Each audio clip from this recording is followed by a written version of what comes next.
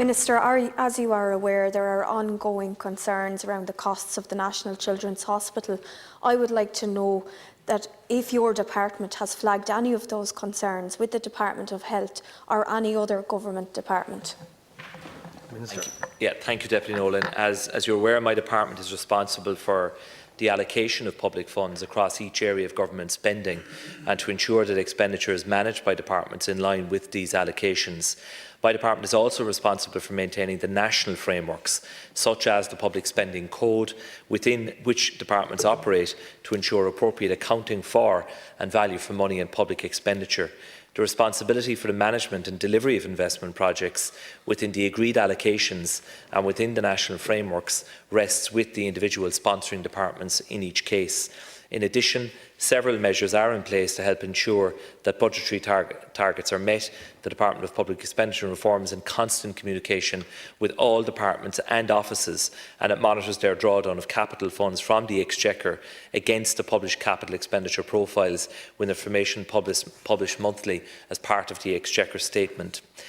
With regard to the health sector, all expenditure examined on a monthly basis through the tripartite Health Budget Oversight Group consisting of DEPR, the Department of Health and the HSE. This is in addition to the ongoing contact between the Health Finance Unit and the Health Vote section in DEPR relating to expenditure issues in the health sector. The Department of Health also report to the Project Ireland 2040 Delivery Board in relation to its National Development Plan delivery and its capital expenditure. This group meets 6 times per annum and consists of the Secretaries-General of major capital spending departments as well as 5 external members.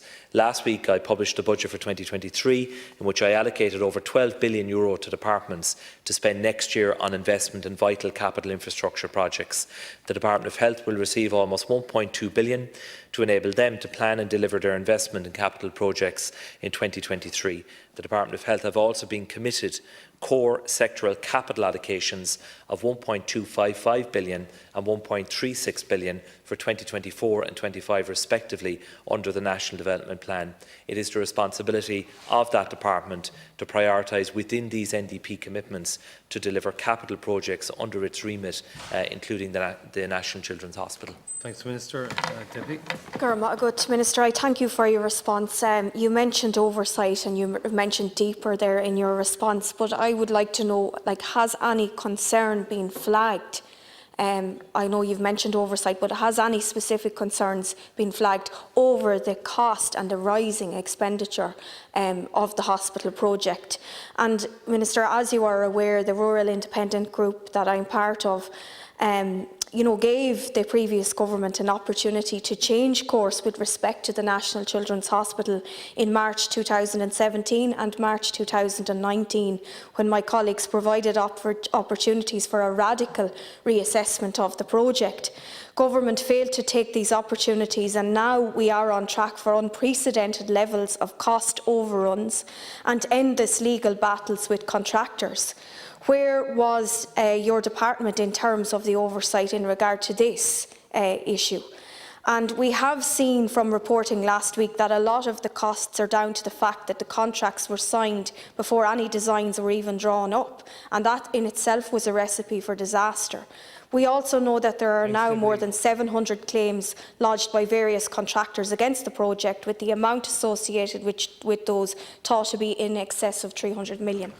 Thanks, Deputy. First point to make is that my department doesn't manage the capital projects of other departments. It's their responsibility, in line with their legal obligations and responsibility of the accounting officer, to manage those projects.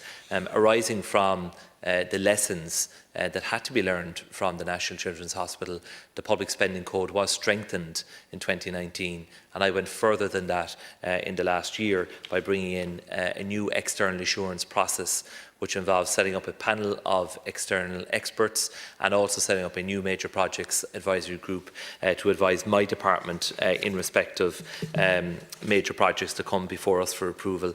On the National Children's Hospital, as you know, back in 2018, the then government approved a capital budget of €1.433 billion.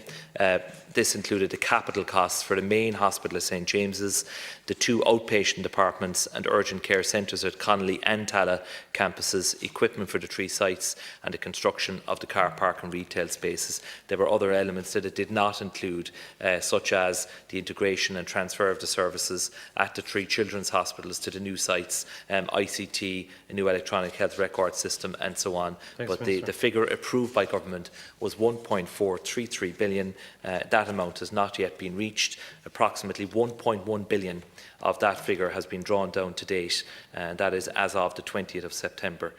So about 76% of the approved budget has been drawn down at this point, and it's a matter for the department to manage the project. Minister, I thank you for your response again, but surely there's some intervention that you can make with the department, given that we have 1.1 billion drawn down and that there's endless problems with the whole project.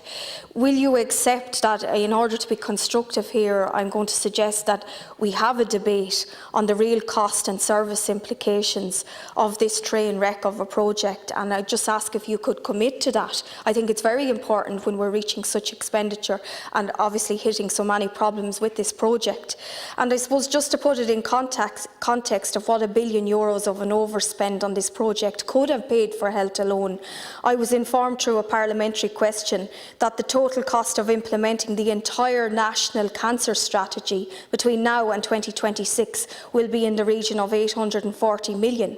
I also know that the total net budget for adult and children's palliative care was just over 100 million. That still leaves us with 60 million that would provide homes to those who desperately need it. So it's serious amounts of money here that could have been saved. We need to refocus our attention on this project, which has been allowed to run wild, and we need accountability and a meaningful debate. It's the only way forward. Will you accept that the Rural Independent Group were right to demand a change of the course of action in both 2017 and 2019? And if the group had been listened to back then, we would not be in the mess we are today, but would most likely have a functioning children's hospital that would serve everyone. But coming back to my core question, Minister, will you agree to a debate on this issue? Deputy, there are lots of opportunities for projects like this to be debated at the Health Committee, here on the floor, through topical issues and so on. It's not for me, as Minister for Public Expenditure, to commit to a debate on a project that is being managed by another department. As I said, the capital budget here was approved in 2018. Since then, the Public Spending Code has been strengthened. I've introduced a new external assurance framework to strengthen the oversight procedures that are in place in respect of major capital projects. We have a live contract here that has to be managed. The priority is to get the hospital built and get the hospital open for the children of Ireland who urgently need it to be completed. The contractor is entitled to submit additional claims, and many of them have been submitted, but the National Paediatric Hospital Development Board is also entitled to defend those claims, and they have been defending those claims, and I respect and support the work that they are doing. They need to conclude that work in the fullness of time and enable this hospital to be completed and to be opened. That's all I have to say on it. Thanks, Minister. We now move